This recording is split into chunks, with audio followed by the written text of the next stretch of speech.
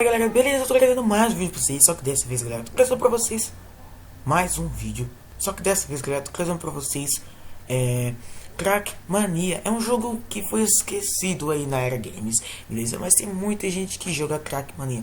Porém saiu o Crack, o Crackmania, só que eu não sei o nome. Esse daqui é o Forever, beleza? Vocês encontram ele na Steam. Vou deixar o link da Steam pra vocês abaixarem, junto com o jogo aí na descrição. Abaixem, beleza?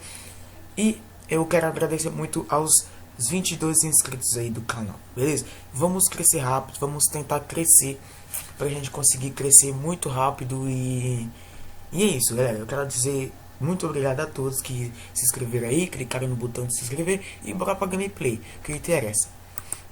Beleza, galera. Você tem esse stead pra você jogar o jogo. Aí vem, vamos entrar nesse... Boa. Galera, já vai começar. Pra não ficar muito chato, você aperta o Enter. Beleza, ok, go. Vai, vamos nessa, garoto. Vamos nessa, maluco. Eita porra. Ai, ai, ai.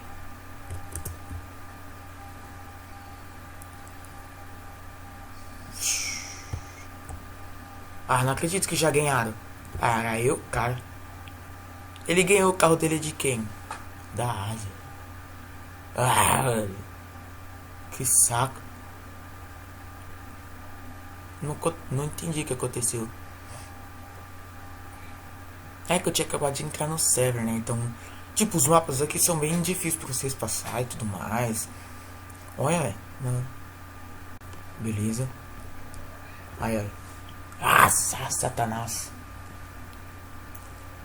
Gatinho fica menino. Faz tem demência, sem grama de dar alguma coisa. Ai, meu Deus. Eu esqueci como fazer esse mapa. Ah, não.